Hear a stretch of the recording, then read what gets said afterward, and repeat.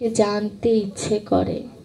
আর এ তো স্রষ্টা, তার মুখের হাসির মহিমা যদি একবার অন্তরে ধরে যায়, তার সম্পর্কে জানার আগ্রহ তো বাড়বেই। এই যে ভাগবত, একটি কন্যার সাথে একটি পুত্রের অর্থাৎ একটি ছেলের যদি বিবাহ বন্ধনের কথা ওঠে, পাত্রীপক্ষ থেকে পাত্রপক্ষের এবং পাত্রপক্ষ থেকে পাত্রীর যে বিষয়গুলো জানার প্রয়োজন হয়, যেমন মা বাবার নাম কি, কি কাজ করে, কোথায় থাকে, আত্মীয় স্বজন কেমন, তদ্রূপ আমি যে ভাগবত অধ্যয়ন করব, আমার এই ভাগবতের বিষয়গুলো জানা দরকার। যখন আমার ভাগবতের বিষয়ে জেনে আগ্রহ বাড়বে, তখন আমি ভিতরের কথাগুলো শুনে আনন্দ পাব।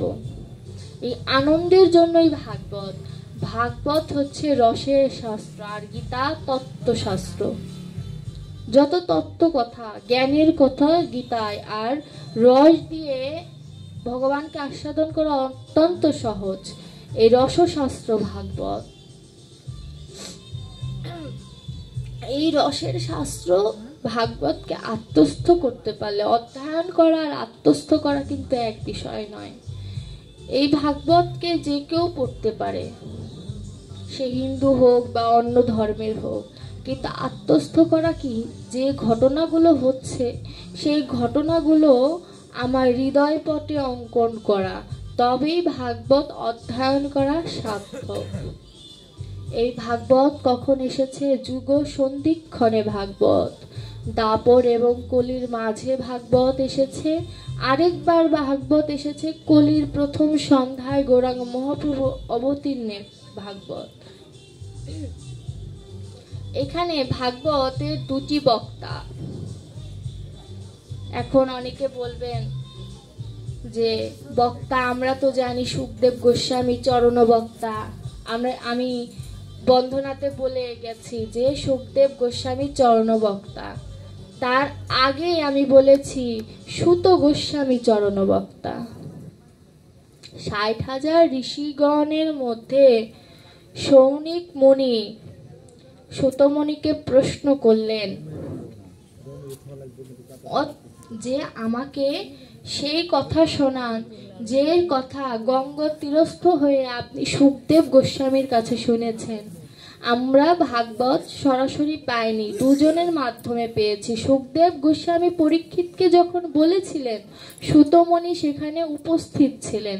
সুতমণি শুনে আবার সেই কথাগুলোকে ৬০,০০০ মুনি ঋষিদের মধ্যে উপস্থাপনা করেছেন।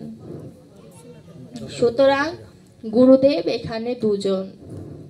তা সুতমণি যখন সেই সুখদেব গোস্বামীর কথাগুলোকে উপস্থাপনা করছিলেন, সৌনিক মুনি তাকে ৬টা প্রশ্ন করেন। তার প্রথম প্রশ্ন ছিল, আলো কোথায়? এই প্রশ্নটা করার কারণ কি? প্রভু তো নেই, ভগবান শ্রীকৃষ্ণ তার নীলা সম্বরণ করেছেন, তো সুতরাং সে নেই। সুতরাং আলোটা কোথায় আছে? এটি ছিল প্রধান বিষয়। আলো কোথায় আছে? তখন সুতমণি বললেন যে এই ভাগবত অনন্য চিত্তে অধ্যয়ন করবে এবং নিজেকে ভগবানের চরণে সমর্পণ করবেন, সে তখন সেই আলোর সন্ধান পাবে। তখন সৌনিক মুনি বলে যে এই যে ৬০,০০০ মুনি ঋষিগণ, এরা সবাই ভগবানকে স্মরণ করে, এদের উদ্ধার নেই কেন? প্রশ্নটা কিন্তু মারাত্মক প্রশ্ন, যে তাদের উদ্ধার নেই কেন? তখন সুতমণি বলেন যে সূর্য কখনো কৃপণতা করে না আলো দিতে, সে কিন্তু সব সময় উদিত হয় পূর্ব আকাশে। এখন আমি যদি ঘরের ভিতরে দরজা জানালা সকল কিছু বন্ধ করে চাদর মুড়ি দিয়ে থাকি, সূর্যের ইচ্ছা থাকলেও কি বাবা আমি আলো পাবো? সম্ভব নয়। সেরকম সৌনক মুনিকে কি বুঝালেন? যে মুনি ঋষিরা আমাকে ডাকে বটে, ডাকটা কেমন? ওই অন্ধকার ঘরের মধ্যে বসে বলা, সূর্য আমাকে আলো দাও, ওই ডাকটা করলে হবে না। ভাগবতে পরমারাধ্য গুরুদেব ডক্টর মহানামব্রতজি বললেন যে একটি ঘরের গোবাক্ষ খোলা এটি হচ্ছে সাধনা, আর গোবাক্ষের মধ্য দিয়ে যে বাতাসটি আসে সেটি ভগবানের করুণা। সুতরাং গোবাক্ষ খুলতে হবে, তাহলেই না সূর্যের আলো আসবে। এই যে ভক্তের যে সাধনা, সাধনা ছাড়া ভগবানকে কেউ কোনো কালে পায়নি। যাদেরকে ভগবান বধ করেছে এরাও কিন্তু পূর্বজন্মে কোনো সুকৃতি করেছিল বিধায় ভগবান তাদের উদ্ধার করেছে। আমি মনে করি ভাগবত শাস্ত্র এবং প্রত্যেকটা পদকর্তা মনে করে যে যারা সাধনা করে গোবিন্দকে পেয়েছে তাদের থেকে গোবিন্দ যাদের বধ করেছে তারা ভাগ্যবান বেশি। এর জন্য ভগবানকে যে ডাকে ভগবান তো তাকে করুণা করে, কারণ ভগবান জানে যে আমার ভক্ত আমাকে ছাড়া অন্য পথে যাবে না, কিন্তু যে আমায় ডাকে না তাকে তো আমার পথে আনতে হবে, তাকে তো আমার পথে আনতে হবে। ভগবানের চিন্তা ভাবনা থাকে পাপিষ্ঠকে উদ্ধার করার। ভক্ত তো এমনিতেই উদ্ধার হবে, কারণ ভক্ত গোবিন্দকে ছাড়া অন্য কাউকে স্মরণ করে না। কিন্তু যারা পাপিষ্ঠ, যারা এই সংসার বাসনা নিয়ে মত্ত আছেন, তারা কিন্তু আমাকে অর্থাৎ গোবিন্দকে ডাকবে না। গোবিন্দর চিন্তাধারা থাকে তাদের উদ্ধার করার জন্য। কারণ এই কলির স্বল্প আয়ু, এই আয়ুর মধ্যে ভাগবত একমাত্র পথ, গীতা একমাত্র পথ, অধ্যয়ন করে আত্মস্থ করে গোবিন্দকে আত্মসমর্পণ করা। সৌনকমণি যখন প্রশ্ন করলেন সুতমণি তাকে উত্তর দিলেন। এবার বেদ আমাদের সব থেকে আদি ধর্মগ্রন্থ, সেই বেদে কি বললেন? নিগম কল্প রগলিতং ফলম, আমি ভাগবত বেদ বৃক্ষের বিগলিত ফল। বিগলিত বললেন কেন? বিগলিত অর্থাৎ কি? একটি আম যখন একটি গাছের সাথে লেগে থাকে তাকে একটি লাঠি দিয়ে পাড়তে হয়, কিন্তু বিগলিত অর্থাৎ যে ফলটি পেকে গিয়েছে সেই ফলটি কিন্তু আপনা আপনি পড়ে যায়। কারা পায়? যারা গাছের পাহারা দেয়, গাছের কাছাকাছি যারা থাকে তারা পায়। এই যে গাছের কাছাকাছি থাকা, গাছকে যত্ন করা, এটা হচ্ছে সাধনা। আর যে ফলটি যে পড়লো, বিগলিত ফলটি যে পড়লো, এটি ভগবানের করুণা। এই করুণাকে পেতে হলে কিছুটা তো ত্যাগ স্বীকার করতে হবে। কি ত্যাগ?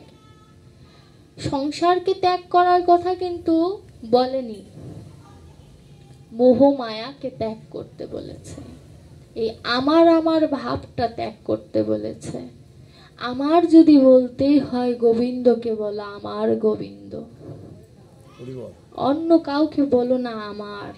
কারণ আমি যখন আমার দেহটা ত্যাগ করব, এই দেহটাও আমার থাকবে না। সুতরাং এই আমার শব্দটা বলা নিছক মাত্র। আমার কথাটা যখন ত্যাগ করতে পারবো, এই ত্যাগ যখন ভিতরে আসবে, তখন আমার মতো অধমের উদ্ধার হবে। গৌরহরি এসেছেনই তো আমাদেরকে উদ্ধার করার জন্য। তিনি যদি না আসতেন আমাদের কে উদ্ধার করত? এখন বলতে পারেন প্রভুকে ডাকলেই কি প্রভু আমার হবে? তার প্রমাণ দিয়েছেন রাধারানী। বর্ধমান জেলার এক বিশিষ্ট ব্যবসায়িক, তিনি তার গুরু পাঠে গিয়েছেন।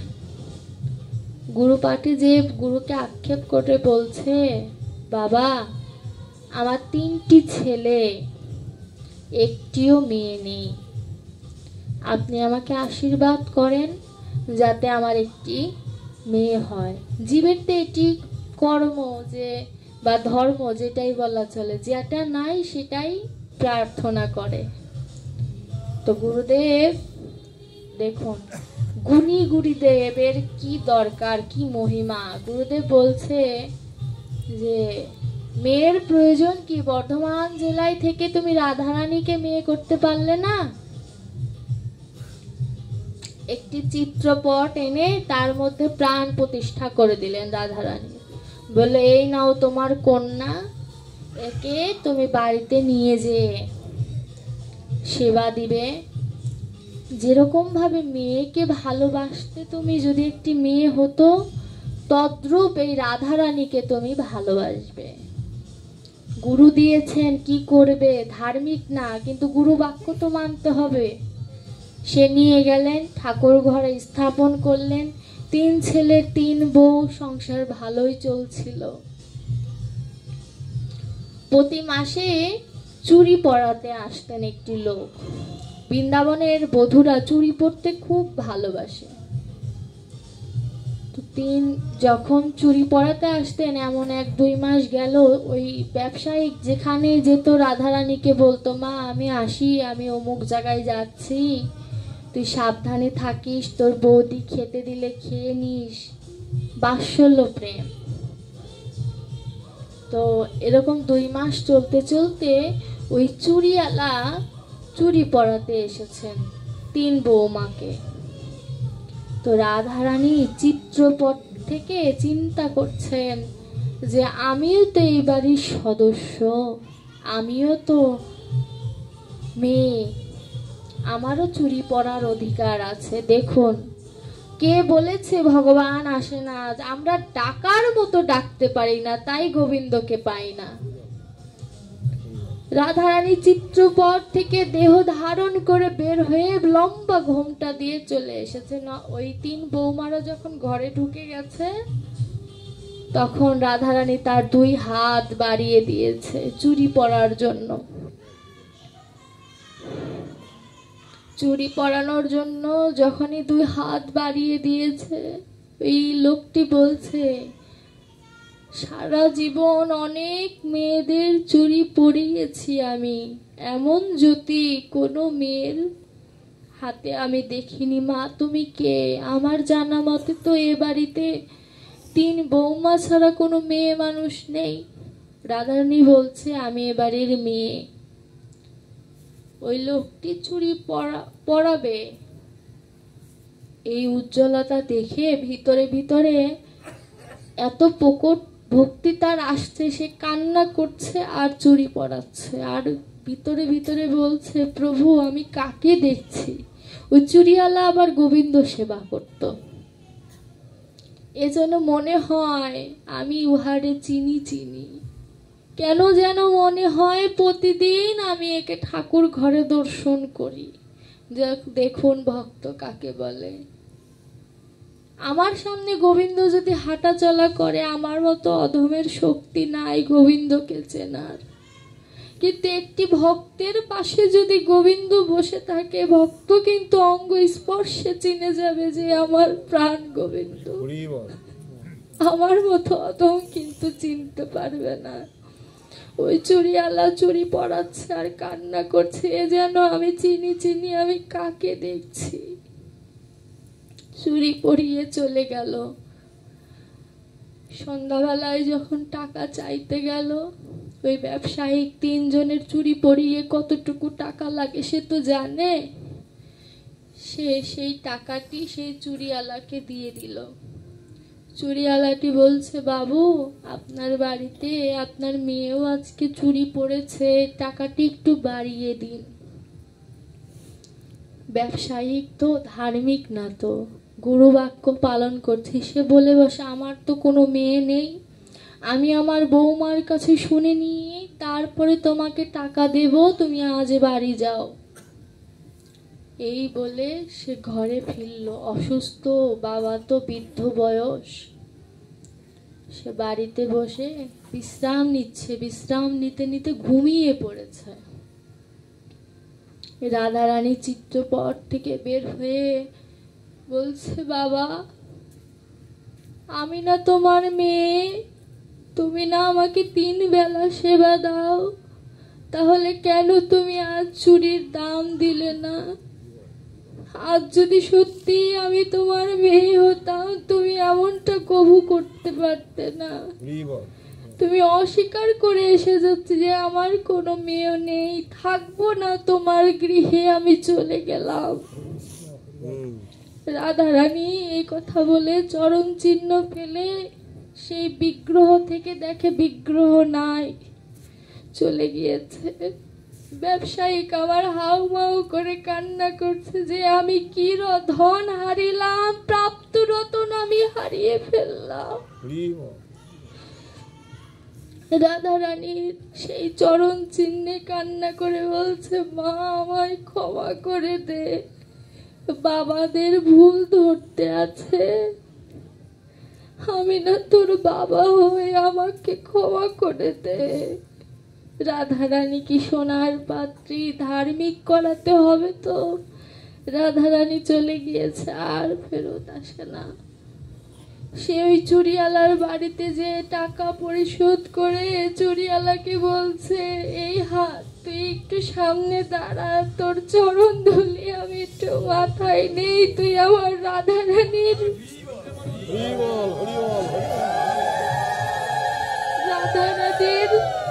কি স্পর্শ করেছে, তুই আমার গলে আয়, তোর সাথে আমি আলিঙ্গন করি, তোর কত ভাগ্য। ওই চুরিয়ালা বলছে যে প্রভু তুমি আমার কাছে এসেও আমাকে ধরা দিলে না, আমি তোমাকে চুরি পড়াচ্ছিলাম আর ভেবেছি তোমায় আমি চিনি চিনি, মনে হয় ঠাকুর ঘরে তোমাকে আমি প্রতিদিন দেখি, আমার অনুমান ভুল ছিল না, তোমাকে আমি কাছে পেয়েও তোমার চরণ স্পর্শ করতে পারলাম না। দুজনে মিলে রাধারানী সেই চরণ, যে চরণ দিয়ে চলে গিয়েছে, ছাপ রয়েছে, সেই ছাপে গড়াগড়ি দিয়ে বলছে, মা ফিরে আয়, তুই আমার কাছে ফিরে আয়, আর যদি ফিরেই না আসিস, যেদিন আমি পার ঘাটে দাঁড়িয়ে থাকবো, তোর এই অধম বাবাকে তুই পার করে নিয়ে যাস। রাধারানী এইটুকু জগৎবাসীকে শিক্ষা দেওয়ার জন্য এই লীলাটুকু করেছিলেন। তিনি যে সন্তান হতে পারেন, বাৎসল্য রস আস্বাদন করাতে পারেন, সেই প্রমাণটুকু আমাদেরকে দিয়ে গেছেন।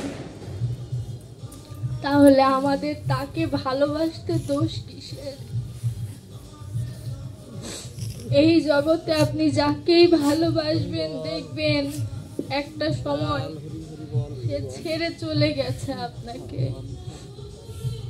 স্বার্থের ভালোবাসা তো যখন শেষ হয়ে যাবে সেদিন সবাই চলে যাবে, কিন্তু আমার প্রাণ গোবিন্দ যখন সবাই চলে যায়, সেদিন এই প্রাণ গোবিন্দই থাকে। প্রাণ গোবিন্দই তখন আমাদেরকে সবকিছু থেকে রক্ষা করে। এই গোবিন্দ ছাড়া এই মানব জন্মে কাউকে যদি বেশি ভালোবাসা যায়, সে আঘাত পাবে, এটা নিশ্চিত থাকবেন। গোবিন্দ তাকে আঘাত দিবে এ কারণে, তাকে বোঝানোর জন্য যে আমি ছাড়া, গোবিন্দ ছাড়া তার কেউ নাই। যদি জীবনে কোনোদিন অহংকার আসে আমার মতো, তাহলে একবার শ্মশান থেকে ঘুরে আসবেন, দেখবেন কত অহংকার মাটির নিচে তলিয়ে গেছে, চিতায় জ্বলছে, কত অহংকার, কত অভিযোগ, কত অনুরাগ। ওইদিকে তাকিয়ে থাকবেন, দেখবেন যে সব অহংকার চলে গেছে। আপনারও যে গতি হবে, একজন ধনীরও সে গতি হবে, একজন বৃদ্ধেরও সেই গতি হবে। সুতরাং গোবিন্দ ছাড়া কাউকে ডাকা উচিত নয়। যে আত্মসম্মান নিয়ে আছেন, সে আত্মসম্মানও পুড়ে ছাই হয়ে যাবে। ভগবান বলেছেন, ভাগবতের শেষে ভগবান সুখদেব গোস্বামীকে দিয়ে বলেছেন, মৃত্যুকে ভয় করো না, অনাসক্তির অস্ত্র দিয়ে আসক্তিকে ছেদ করো। আর আসক্তি যদি একবার